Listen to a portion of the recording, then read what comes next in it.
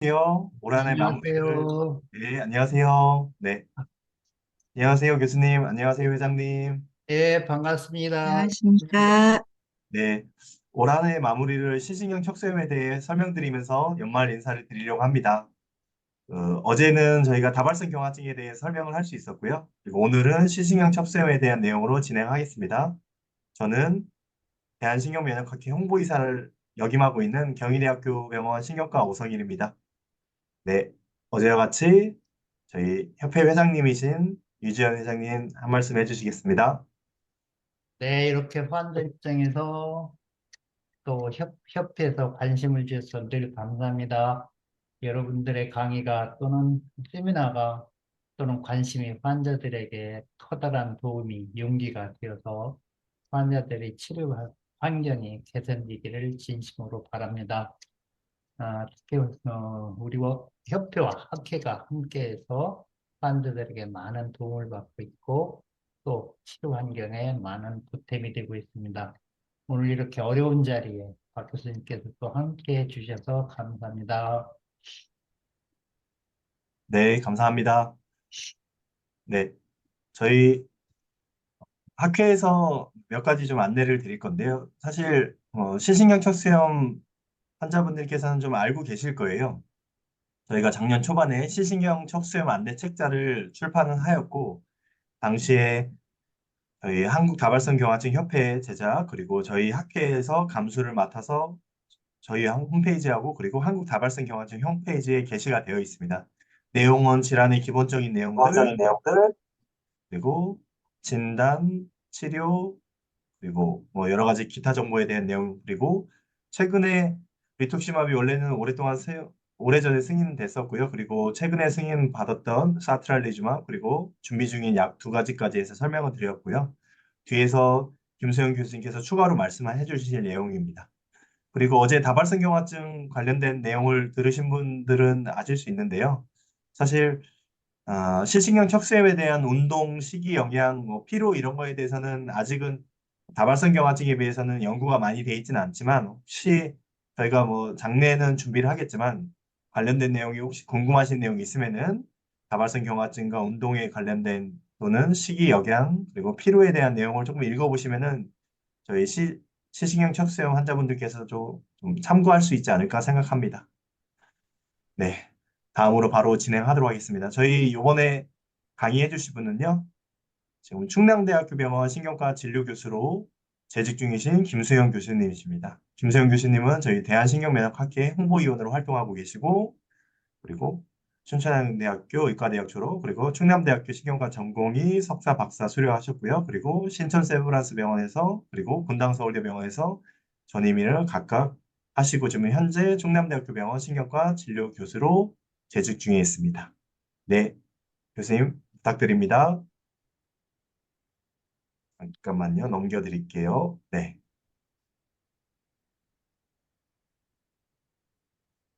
네, 소개 감사드립니다. 저는 충남대학교 병원신경과 김수영입니다. 우선 귀한 자리에서 강의를 할 수 있는 기회를 주셔서 진심으로 감사드리고 영광으로 생각합니다. 제가 강의 드릴 내용은 시신경척수염 범주질환 관련한 내용이고 이 질환이 어떤 질환인지 그리고 시신경척수염의 진단, 마지막으로 치료 순서로 진행하려고 합니다. 우선 시신경척수염 범주질환 뉴로마이엘라이티스 옵티카 스펙트럼 디스오더 이하 NMOSD는 뇌, 시신경 또는 척수와 같은 중추신경계를 침범하는 중추신경계의 염증성 질환이라고 생각하시면 될 것 같습니다. 이전에는 다발경화증의 한 종류로 여겨졌지만 2004년도에 그 시신경척수염 환자들의 혈청에서 이 병의 특이항체인 항아쿠아포린포 항체가 병의 원인으로 밝혀지면서 현재는 다발경화증과 다른 질환으로 분류되고 있습니다. NMOSD 환자의 약 70에서 80%가 이 아쿠아포린4 안티바디를 가지고 있는 것으로 보고되고 있고 체내 수분 통로의 일종인 아쿠아포린4는 중추신경계 내에 있는 별 악요세포의 말단부에 존재하는데 이 말단부에 존재하는 아쿠아포린4에 이 자가항체들이 결합하면서 추가적으로 염증 반응으로 인해 신경이 탈수초화되고 축삭이 손상되면서 괴사가 발생하는 것이 이 병의 원인이라고 설명되고 있습니다. 많은 분들이 다발경화증과 시신경척수염의 어떤 기전적인 차이나 전반적인 차이에 대해서 궁금해하실 것 같습니다. 그림으로 각각 병의 기전에 대해서 잠시 모식화된 것으로 설명을 드리자면 좌측이 다발경화증, 오른쪽이 시신경척수염의 기전을 나타낸 그림이라고 생각하시면 될 것 같습니다. 이 붉은색으로 표시되는 관 모양의 그림이 블러드 베슬, 혈관이 되겠고요. 그 주변에 그 혈관과 뇌 실질 사이에 장벽인 혈액-뇌 장벽이 있고, 이 장벽에 푸른색의 별 악요세포가 붙어 있고, 이 별 악요세포와 연결되어 있는 것이 뇌 신경세포입니다. 초록색으로 표시된 부분은 뇌 신경세포 껍데기를 싸고 있는 희소돌기 악요세포입니다. 다발경화증 같은 경우에는 이런 말초 혈액에서 B세포나 T세포와 같은 면역세포들과 자가항체들이 일부 중추신경계를 혈액뇌 장벽을 통해서 통과하여 들어오게 되고, 이제 뇌실질로 진입한 이후에 추가적인 면역 반응에 의해서 여러 가지 자가항체들이 추가적으로 발생하면서 신경손상이 일어나게 되는데, 주로는 희소돌기 악요세포, 뇌신경세포를 둘러싸고 있는 껍데기의 병이 일어나는 기전으로 이제 염증이 일어난다고 생각하시면 되겠습니다.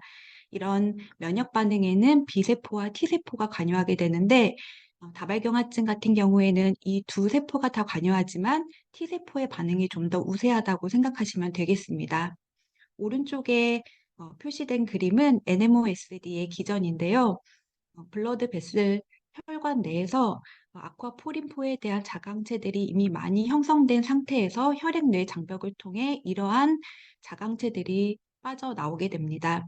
이때 별 악요세포의 말단에 아쿠아포린포가 있는데, 이 아쿠아포린포의 자강체들이 반응을 하게 되고, 이러한 반응으로 우선적으로 별 악요세포의 손상이 일어나게 되고, 추가적으로 보체가 활성화되면서 뇌신경세포의 껍데기, 희소돌기 악요세포와 뇌신경세포의 축삭이 손상이 되면서 염증 반응이 일어나는 것이고, 다발경화증과는 달리 T세포와 B세포 중에서 B세포 반응이 좀 더 우세하게 면역 반응이 일어난다는 점에서 이 두 질환은 기전적인 차이가 있음을 알 수 있습니다.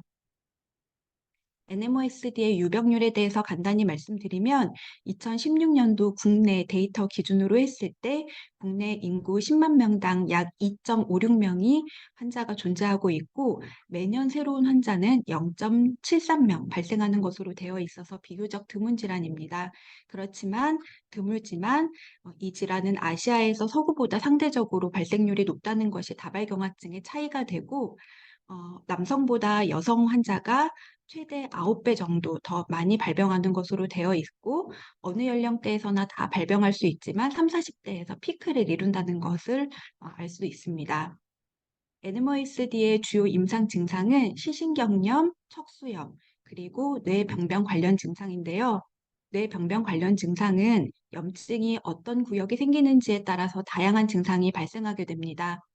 우선 시신경염 관련 증상은 병이 있는 쪽에 시력이 감소되거나 시야가 흐려지거나 색깔 구별을 잘 하지 못하는 색각 이상이 발생할 수 있고, 안구 통증이 발생할 수 있는데, 가만히 있을 때보다는 안구를 돌릴 때 발생하는, 움직일 때 발생하는 안구 통증이 전형적인 특징이 되겠습니다. 척수염 관련 증상은 양팔과 다리에 힘이 빠질 수 있고, 감각이 둔해지거나 저림과 같은 통증이 발생할 수 있고, 이들로 인해서 보행장애가 발생할 수 있으며, 추가적으로 배뇨, 배변장애, 성기능 장애 등이 있을 수 있고, 몸통 부에도 어떠한 레벨 하방으로 벨트 또는 띠를 두른 듯한 꽉 조이는 느낌의 통증, 양하지가 빳빳해지고 연축이 일어나는 강직 또는 연축 등의 증상이 발생할 수 있습니다. 앞서 뇌병변은 어떤 구역에 병이 생기는지에 따라서 증상이 다양하다고 말씀드렸는데요. 연수의 맨 아래 구역이라는 부분에 병변이 생기면 소화기 문제로 설명할 수 없는 원인 불명의 지속적인 딸꾹질, 구역, 구토 등의 증상이 나타나게 되고, 그보다 조금 더 상방에 교내나 중내와 같은 구역에 병변이 생기게 되면 안면 감각이 둔해지거나 안면에 운동마비가 생기거나 어지러움, 복시 등 다양한 증상이 발생할 수 있습니다. 그보다 조금 더 위쪽에 사위뇌라는 구역에 병변이 생기게 되면 수면장애나 인지장애 등이 발생할 수 있고, 그보다 조금 더 위쪽에 대뇌 쪽에 병변이 생기게 되면 편마비가 생기거나 편측의 감각 이상, 구음장애, 인지장애 등 다양한 증상이 발생할 수 있습니다. NMOSD의 주요 임상 증상은 대부분 갑자기 수시간 또는 수일에 걸쳐서 증상이 발생하고, 이러한 증상이 수주 이상 지속이 될 수 있습니다. 그런데 중요한 것은 이러한 급성기 증상이 생겼을 때 조기에 치료를 받지 않으면 회복이 어려울 수도 있다는 점입니다. 또 보통은 하나의 임상 증상으로 시작하는 경우가 많지만, 시신경염과 척수염이 같이 생긴다던가 시신경염과 뇌병변이 같이 생긴다든지 하는 여러 증상이 동시에 발생할 수 있는 상황도 있을 수 있습니다. 또 초기 발병 이후에 급성기 치료만 하면 끝나는 질환이 아니라 반복해서 재발을 할 수 있는 질환이기 때문에 장기적인 면역 억제 치료가 필요한 질환이라고 할 수 있겠습니다. 이 질환의 질병 진행 양상에 대해서 잠시 말씀드리면, 앞서 재발이 자꾸 일어날 수 있는 질환이라고 말씀드렸는데요. 재발과 재발 사이에 완전히 증상이 회복되지 못하고 다음 재발이 일어나게 되면 장애가 점차 축적되면서 환자의 증상이 나빠지는 그런 축적성의 경과를 보이게 됩니다. 그렇지만 한 가지 다행인 것은 재발과 재발이 없는 그 사이 구간에 자발적으로 장애가 점차 진행하는 경우는 다발경화증에 비해서 덜하다고 되어 있습니다. 따라서 추가적인 재발을 막는 것이 무엇보다 중요한 질환입니다. 다음으로는 NMOSD의 진단에 대해서 말씀드리겠습니다. 이 병의 진단은 아쿠아포린포 항체의 유무가 굉장히 중요하다고 할 수 있겠습니다. 우선 항체가 양성인 경우에는 아래쪽에 나타낸 핵심 증상 6가지 중에서 한 가지만 있으면 되고, 그 외에 다른 질환이 배제되면 진단이 가능합니다.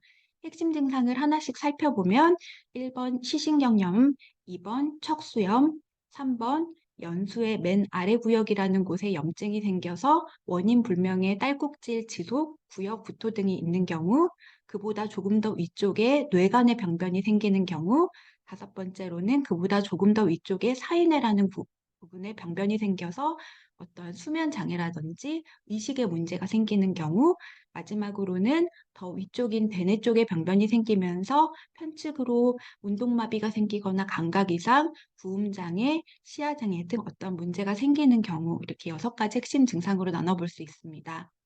항체가 음성인 경우에는 당연히 핵심 증상이 조금 더 많아야지 이제 진단에 근거가 있다고 볼 수 있겠는데요. 핵심 증상 6가지 중에서 최소 2개 이상이 있어야 되는데, 이 1번부터 6번까지 중에서 1번에서 3번까지가 좀 더 NMOSD의 전형적인 임상 증상이라고 할 수 있습니다. 그래서 6개 중에서 2개가 있어야 되지만 이 중에 하나는 반드시 1번에서 3번 사이의 증상이 있어야지 진단을 할 수 있겠고, 그와 동시에 MRI에서 시신경 척수염의 전형적인 증상으로 보여야 되겠고, 마지막으로는 역시 다른 질환이 배제되어야 하겠습니다. 그럼 NMOSD의 전형적인 MRI 소견은 어떤 모습이냐? 잠시 그림으로 설명드리면, 척수염 같은 경우 이 좌측에 있는 사진이 척수 사진이 되겠는데요. 척추체 3개 이상 분절을 길게 침범하는 염증성 병변은 다발경화증보다는 시신경 척수염을 더 시사하는 소견이고, 오른쪽의 뇌 사진 중에서 가운데 사진을 보시면 이게 연수의 맨 아래 구역에 하얗게 염증이 있는 부분인데, 이런 부분에 병변이 있거나 맨 아래쪽에 시신경 사진을 보았을 때 시신경 이렇게 길쭉하게 눈에서 대뇌로 연결되는 이 부분이 시신경인데, 약간 뒤쪽에 병변이 있으면서 시신경의 2분의 1 이상을 길게 침범하고, 때로는 시신경 양측 시신경이 만나는 시각 교차에까지 병변이 있는 경우 NMOSD를 더 시사하는 소견이라고 할 수 있겠습니다.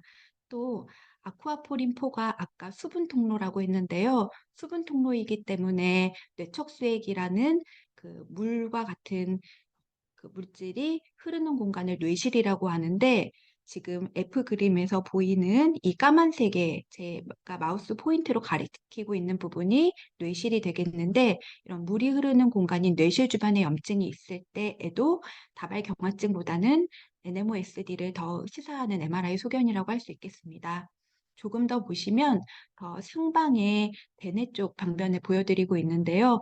역시 제가 마우스 포인트로 이렇게 그림 그려놓은 바와 같이 뇌실 공간 주변으로 이렇게 하얗게 염증이 있는 소견은 다발경화증보다는 시신경 척수염을 조금 더 시사하는 MRI 소견이라고 할 수 있겠습니다. 마지막으로 치료에 대해서 말씀드리려고 합니다. NMOSD의 치료는 크게 급성기 어떤 증상이 발생했을 때 이를 안정화시키는 급성기 치료가 필요하고 자꾸 재발을 하는 질환이기 때문에 장기적인 재발 방지 치료가 필요합니다.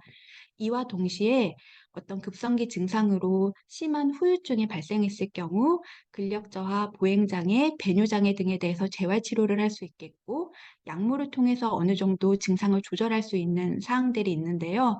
통증이라든지 강직, 배뇨 배변 장애, 성기능 장애, 인지 장애 등은 어느 정도 완전하지는 않아도 약물 치료로 도움을 받을 수도 있습니다. 급성기 치료에 대해서 잠시 말씀을 드리면 환자가 어떤 증상이 생겼고 그에 합당한 MRI 소견이 있을 때 가장 비용 저렴하면서 쉽게 접근할 수 있는 치료는 고용량 스테로이드 정맥내 주사입니다. 보통 메틸프레드니솔론 1g을 3일에서 5일 정도 정맥으로 투여하는 치료를 하게 되고 이러한 치료에도 후전이 더딘 경우 혈장 교환술이라는 술기를 하게 되는데 2-3일 간격으로 총 5회에서 7회 정도 혈장 교환술을 해서 회복을 도모합니다. 어, 혈장 교환술보다 약간 근거는 떨어지지만 정맥 내 면역 글로불린도 좋은 급성기 치료가 될 수 있습니다. 이러한 급성기 치료에서 중요한 점은 조기에 치료를 받은 환자들이 늦게 치료를 시작한 환자들보다 예후가 훨씬 더 좋다는 점입니다. 그래서 영상을 시청하시는 환우분들은 어떠한 증상이 발생했을 때 다음 외래 내원일까지 기다리거나 아니면 증상이 좋아지기를 기다리기보다는 응급실에 내원해서 담당의와 증상에 대해서 상의하고 치료를 빨리 시행할지 결정하는 것이 좋을 것 같습니다. 다음으로는 장기적인 재발 방지 치료에 대해서 말씀드리겠습니다. 2019년 이전까지 NMOSD 재발을 막기 위해 승인된 면역 억제 치료제는 공식적으로 없었습니다. 따라서 대부분의 임상의들이 경험적으로 아자시오프린이나 마이코페놀레이트 모페틸 또는 리툭시막과 같은 약제들을 임상적으로 사용하였습니다.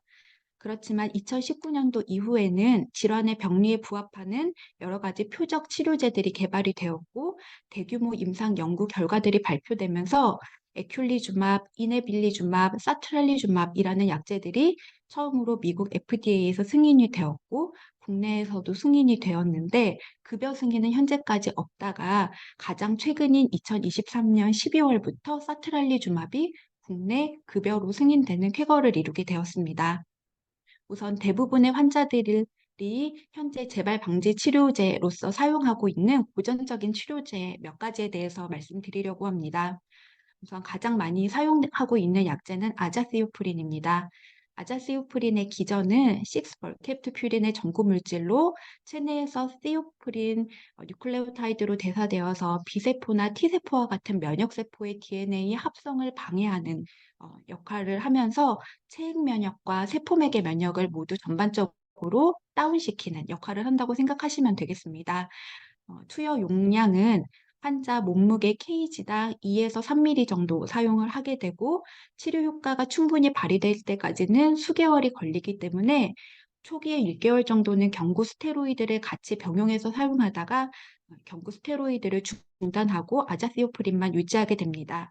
아자시오프린의 부작용은 백혈구, 적혈구, 혈소판 등의 수치가 떨어지는 골수 억제가 있을 수 있는데 이러한 골수 억제는 약제를 중단하거나 용량을 줄이면 다시 회복이 되는 가역적인 특징을 보이고 그 외에 간독성 그리고 면역 억제제이다 보니까 기회 감염의 증가와 같은 부작용이 있을 수 있습니다.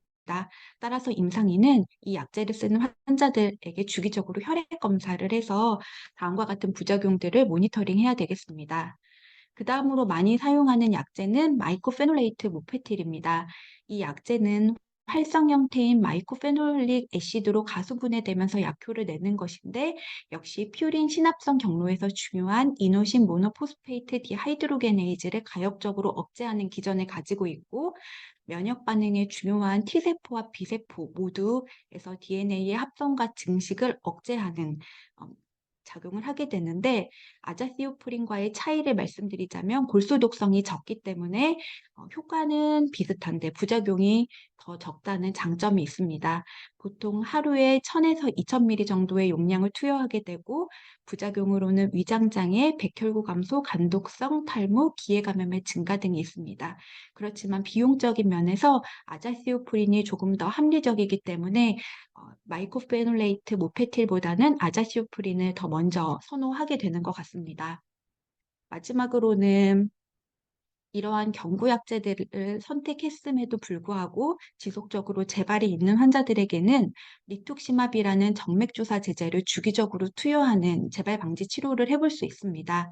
이 리툭시마비의 기전은 면역세포인 B세포 표면에 있는 CD20에 대한 재조합 항체를 타겟으로 하는 그러한 치료 약제가 되겠고 이를 통해서 B세포를 소실시키는 기전입니다. 그런데 이러한 치료에 의한 비세포의 소실은 시간이 지나면 다시 회복이 되기 때문에 효과를 유지하기 위해서 주기적으로 투여가 필요하다는 것이고 투여 용법은 첫 유도 치료 이후에 주어진 어떤 정기적인 시기마다 재투여하는 방법을 해볼 수 있겠고 그게 아니라면 말초 혈액 내 비세포 수치를 지속적으로 모니터링해서 1%보다 높아지는 시점에 재투여하는 방법 이렇게 여러 가지 다양한 방법이 용법으로 사용될 수 있지만 정해진 것은 없고 개개인에 맞추어서 치료하는 것이 필요하겠습니다. 부작용은 면역글로불린 감소로 인한 중증 기회감염의 증가, 역시 간독성, 후중구 감소증이 생길 수 있고 이 리툭시맙은 2017년도에 국내에서 급여 승인되었는데요. 바로 사용하면 더 좋겠지만 바로 사용하는 것은 조금 어렵고 아자시오프린이나 마이코페놀레이트 모페틸과 같은 1차 경구용 면역 억제 치료에 실패했거나 이러한 약제들을 부작용 때문에 사용하지 못하는 경우에 한해서 급여로 사용할 수 있는 것으로 되어 있습니다. 마지막으로 새롭게 승인된 치료제에 대해서 관심이 많으실 것 같은데요.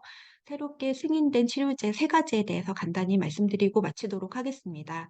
우선 에큘리주맙이라는 정맥 주사의 기전은 아래 그림으로 보시면 이제 중추신경계 내에서 보채계가 활성화되면서 이제 염증 반응이 일어나게 되는데 이 보채계가 활성화되는 데 있어서 중추적인 역할을 하는 것이 이 C5 보채입니다. 이 C5 보채가 C5A와 B로 분리되면서 막 공격 복합체가 활성화가 되고 이로 인해서 보채계가 활성화가 되면서 염증 반응이 연쇄적으로 일어나게 되는 것인데 이 에큘리주맙은 C5가 A와 B로 분해되는 것을 막아서 추가적인 반응이 일어나지 못하게 하는 기전을 가지고 있습니다. 이 에큘리지맙에 대한 대규모 임상 연구의 이름은 프리벤트 트라이얼이었고 항체 양성인 NMOSD 환자 143명을 대상으로 임상 연구가 되었던 바 있습니다. 이 연구에서 오른쪽 그림 보시면 에큘리주맙을 투여했던 환자가 파란색이고 플라시보군이 빨간색군인데 세로축이 의미하는 것은 재발로부터 자유로웠던 환자의 비율이 되겠습니다. 144주가 되는 시점에 에큘리주맙을 투여했던 경우에는 재발이 없었던 환자가 96.4%였던 데 비해서 플라시보 환자는 45%였습니다. 따라서 통계적으로 유의미하게 재발 방지 효과가 있었기 때문에 이 약제가 2019년도에 미국 FDA에서 NMOSD에 대한 장기 재발 방지 치료로 승인을 받은 것입니다. 그런데 국내에서도 승인은 되었지만 급여화에 대해서는 아직 논의 중이고 연구를 하다 보니까 이 약제를 투여한 환자들에게서 수막구균의 감염이 높아진다는 그런 위험도가 보고되어서 에큘리주맙 투여 최소 2주 이전에 수막구균에 대한 백신 접종을 하고 약물을 투여하게 되어 있습니다. 두 번째로는 역시 정맥주사이고 이네빌리주맙이라는 약제입니다. 이 약제는 앞서서 리툭시맙이라는 약제가 B세포의 표면에 있는 CD20에 결합하는 단클론 항체를 표적으로 하는 약제라고 말씀드렸는데요. 이 약제는 CD20가 아닌 CD19에 결합하는 단클론 항체를 표적으로 하는 약제라고 생각하시면 되겠습니다. 오른쪽에 위쪽을 보시면 B세포의 분화 단계를 그림으로 모식화한 것이고 스템셀부터 플라즈마셀까지 여러 가지 분화 단계를 보여주고 있는데 이때 붉은색으로 표시된 부분이 CD19을 표면에 표현하고 있는 B세포의 범위인 것이고 그보다 좀 더 넓은 범위, 푸른색으로 표시된 그 범위의 비세포들이 CD19을 표현하고 있는 비세포의 단계들이라고 보시면 되겠습니다. 따라서 CD19을 표현하고 있는 비세포의 범위가 더 광범위하기 때문에 리툭시맙보다 더 효과가 있지 않을까 생각해서 이 약제가 개발되게 되었고 이 약제를 사용한 대규모 임상 연구의 이름은 N-모멘툼 트라이얼로 230명의 NMOSD 환자가 참여했고 여기에서 73%의 재발 감소 효과가 확인이 되어서 이 약제도 승인을 받게 되었습니다. 다만 이 연구에서 항체 음성인 환자들은 재발 방지 효과가 별로 없었고 항체 양성인 환자들에게서 치료 반응이 확인이 되었기 때문에 FDA에서는 항체가 양성인 환자에 준해서만 이제 승인이 되어 있고 국내에서도 승인까지는 되어 있는데 아직 급여와는 논의 단계에 있습니다. 마지막으로 사트랄리주맙은 피하 주사입니다. 사트랄리주맙은 인터루킨 6 수용체에 대한 단클론 항체이고 인터루킨 6의 역할을 우선 아셔야지 이제 사트랄리주맙의 어떤 효과를 이해하실 수 있을 것 같습니다. NMOSD에서 인터루킨 6는 오른쪽 그림에서 표현하는 것과 같이 4가지 주된 기능을 하는데요. 우선 아쿠아포린4 항체를 만드는 역할을 하고 연쇄적인 염증 반응을 일으키는 T 헬프셀을 생성하는 역할을 하고 또 혈액 뇌 장벽의 투과도를 높여서 이러한 면역 세포들과 아쿠아포린4 자강체들이 많이 투과할 수 있는 역할을 하며 마지막으로는 그 혈액 뇌 장벽에 붙어 있는 별 악요세포의 손상을 더 촉진시키는 역할을 합니다. 사트랄리주맙은 이러한 인터루킨 6에 대한 블로커라고 생각하시면 그 기전을 이해하실 수 있을 것 같습니다. 용법은 피하 주사여서 집에서 자가로 투여가 가능한데요. 초기에는 2주 간격으로 3회 주사를 맞고 유지기에는 한 달에 한 번 피하로 집에서 투여가 가능한 간편한 약제입니다. 사트랄리주맙에 대한 대규모 임상 연구의 이름은 사쿠라 스타 스터디와 사쿠라 스카이 스터디가 있었습니다. 사쿠라 스타 스터디는 항체 양성인 환자들을 대상으로 사트랄리주맙만 단독으로 치료했던 연구였고 사쿠라 스카이 연구 같은 경우에는 기존 약제와의 병용 치료를 함께 연구한 연구였는데 두 연구 모두에서 이 사트랄리주맙의 효과와 안전성이 보고되었습니다. 그렇지만 이 연구들에서도 항체 음성인 환자에게서는 재발 방지 효과가 적었고 양성인 환자에게서만 재발 방지 효과가 뚜렷했기 때문에 이 약제도 FDA 항체 양성인 환자들에게 쓸 수 있다고 승인이 되었고 국내에서 계속 승인만 되어 있는 상태였는데 이번 12월에 국내에서도 급여 승인이 되었습니다. 금방 말씀드린 사트랄리주맙은 상품명으로 엔스프림이고 급여가 되었기 때문에 급여 기준에 대해서 마지막으로 간단히 설명드리면 아쿠아포린4 항체 양성인 18세 이상의 NMOSD로 진단받은 환자에게 쓸 수 있고 쓸 수 있는 추가적인 기준은 최근 2년 이내에 적어도 2번 이상 재발이 있는 경우이고 바로 쓸 수 있으면 물론 좋겠지만 현재 급여 기준상으로는 리툭시맙을 사용할 수 있는 기준이 돼서 이 리툭시맙을 3개월 이상 썼는데 그래도 계속 재발을 하거나 리툭시맙의 부작용으로 투여를 할 수 없으면서 이 약제를 투여하는 시점에 EDSS라는 환자의 장애 상태를 체크하는 그러한 척도 점수가 6.5점 이하인 경우에 보험으로 사용할 수 있다고 되어 있습니다. 그래서 이러한 보험 기준 고시된 것들을 의료진들은 잘 숙지하시면 도움이 될 것 같습니다. 마지막으로는 지금까지 설명드린 여러 가지 약제들이 어떤 구역에서 어떤 세포에 작용하는지 간단히 나타낸 그림이 되겠는데요.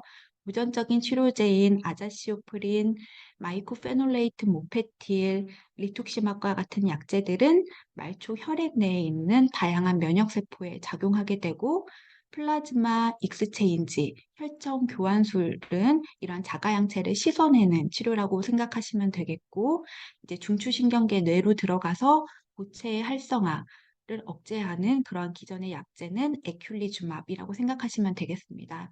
지금까지 많은 치료들이 개발되어 왔고 급여화도 일부 되는 등 많은 쾌거가 있었지만 여전히 소아 환자나 상체 음성인 환자에 대해서는 치료 약제가 부족한 실정이고 또 많은 약제들이 있지만 급여화가 돼야지 결국에는 환자들이 자유롭게 사용할 수 있을 것 같은데 급여화가 아직 한 가지 약제에 대해서만 되었기 때문에 조금 더 많은 약제들이 급여화될 수 있도록 환우회와 그리고 학회에서 더 많은 노력이 필요할 것 같다고 생각했습니다.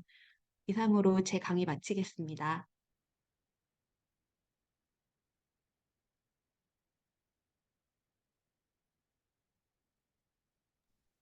네, 감사드립니다. 몇 가지 질문이 있었는데요. 질문도 김세윤 교수님께서 진행해 주시겠습니다. 네. 네, 제가 받은 첫 번째 질문은 어, 시신경 척수염과 다발경화증 중에 어떤 질환이 더 치료하기 쉬운 질환인지, 재발 빈도나 진행 속도 등에서 어떤 질환이 더 쉬운 질환인지, 또 두 질환의 차이가 무엇인지 궁금하다는 질문이 있었습니다.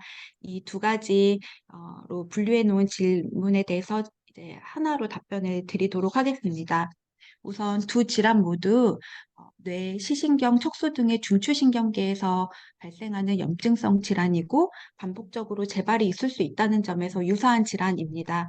그렇지만 그 강의에서 설명드렸다시피 시신경 척수염의 경우에는 병의 원인이 되는 자가항체가 밝혀졌고 다발경화증의 경우에는 아직 원인이 되는 자가항체가 명확히 밝혀진 게 없기 때문에 두 질환은 엄연히 다른 질환으로 분류되는 것이 맞을 것 같습니다.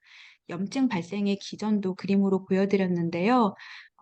B세포와 T세포가 이런 염증 발생의 기전에 관여하게 되는데 시신경 척수염은 B세포, 다발경화증은 T세포가 우세하게 관여하면서 기전도 다르고 뇌나 척수의 MRI 소견도 두 질환에서 차이가 있기 때문에 두 질환의 차이에 대해서 궁금해하셨던 부분은 제가 지금 말씀드린 부분으로 설명이 될 것 같습니다. 그 다음에 이제 둘 중에서 어떤 질환이 더 치료하기 쉬운 질환인지는 제가 정확히 의료진으로서 답변을 드리기 어려울 것 같습니다. 특별히 어떤 질환이 더 면역 억제제 치료에 잘 반응하고 재발이 더 적은지는 아주 정확히 알려진 바는 없고 제 생각에는 어떤 질환이 더 쉽다기보다는 그런 질환 자체의 차이보다는 개개인의 차이가 더 크다고 생각하시는 게 맞을 것 같습니다. 그런데 일반적인 얘기를 좀 더 드리자면 다발경화증으로 어떤 증상이 발생할 때보다 시신경 척수염으로 임상 증상이 발생했을 때 그 증상의 정도가 더 심할 때가 많고 둘 중에서 재발의 빈도는 시신경 척수염이 조금 더 높다고 되어 있기는 합니다. 그렇지만 강의에서 말씀드렸듯이 시신경 척수염은 재발과 재발 사이에 증상이 자발적으로 막 진행하는 경우는 드문데 다발경화증은 재발이 없어도 증상이 진행하는 진행형 타입이 있기 때문에 재발 빈도는 시신경 척수염에서 정도도 심하고 빈도가 더 많을 수는 있지만 자발적인 진행은 다발경화증에서 더 많다는 점에서 어떤 질환이 더 잘 진행하지 않고 더 쉬운 질환이고 이런 개념보다는 각 질환은 조금 차이가 있다라는 개념 정도로 생각해 두시는 게 더 맞는 표현일 것 같습니다.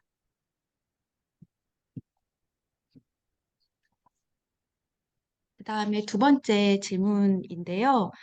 환우분께서 한쪽에 시신경염이 와서 시력이 이제 한쪽 눈은 암흑 상태로 많이 떨어졌다고 했고 이에 대한 급성기 치료로서 입원해서 고용량 스테로이드 치료도 하고 혈장 교환술 치료를 했고 이제 경구제제로 바꿔서 경과를 보고 있는 중이라고 하십니다. 초기 증상은 이제 눈을 움직일 때 눈이 아프고 눈 눌리는 듯한 통증이 있고 코가 뚫리는 느낌도 있고 이러한 느낌이 뭔지 궁금하다고 말씀하셨는데요.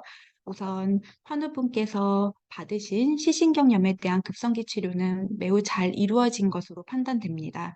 앞서 시신경염의 전형적인 증상에 대해서 말씀드렸는데 시력 감소, 시야가 좁아지고 색을 잘 구분하지 못하게 되고 안구통이 있는데 안구를 움직일 때 특히 심해지는 이러한 환자분께서 말씀하시는 그러한 증상은 전형적인 시신경염의 증상인 것으로 생각됩니다. 그런데 추가적으로 말씀하신 증상, 코가 뚫리는 느낌이라는 증상은 환자분께서 표현하시는 것만큼 제가 정확히 이해하고 있는지는 잘 모르겠는데 그 증상은 시신경염의 전형적인 증상은 아닌 것 같습니다.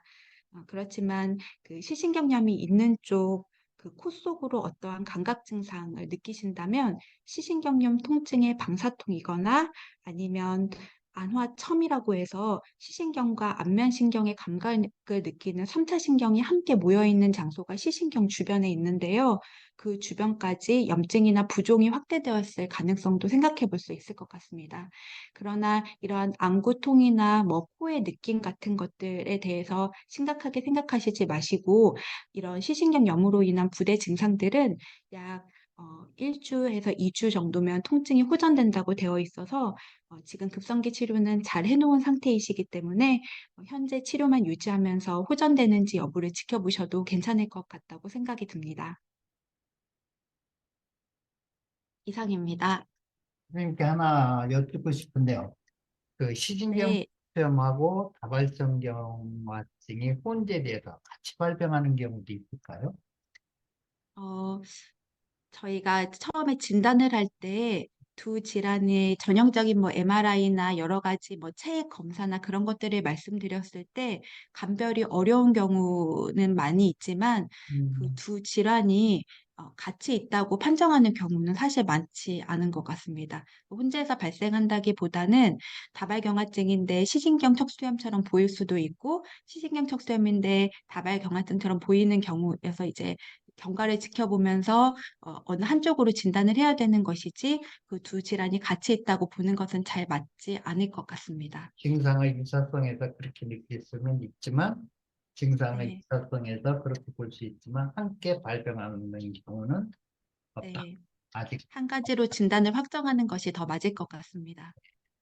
왜냐하면 다발경화증과 시신경 척수염의 치료가 다르기 때문입니다. 실버. 그래서 이렇게 많이 예전에 네, 시신경 척수염이 다발경화증으로부터 분류되지 못했을 전에. 네, 때는 다발경화증 치료를 했을 때 시신경 척수염 환자들이 나빠지는 경우가 네, 있었습니다. 예, 그래서 두 개는 같은 질환이라고 보고 같은 치료를 하는 병은 아니고 정확한 진단이 필요하고 시간이 좀 필요하겠고 또 치료 반응 등도 확인해 보는 것이 도움이 될 것 같습니다. 네. 그러니까 아쿠아포린 검사에서 음성일 경우에 네, 다발성경화증하고 혼동하기가 아주 쉽겠네요. 네, 어려운 경우도 많이 있습니다. 예, 고맙습니다. 네, 감사합니다. 예, 예, 아쿠아포닌4 항체 말고도 그리고 최근에는 또 모그 항체라고 네, 발견이 돼서 네, 그 모그 항체에 나오는 모가드라는 병도 있기 때문에 각각 이 세 가지 질환을 크게 좀 분류를 하게 될 것 같고요. 그리고 제가 공유 드리는 거 화면 한번 보이시나요?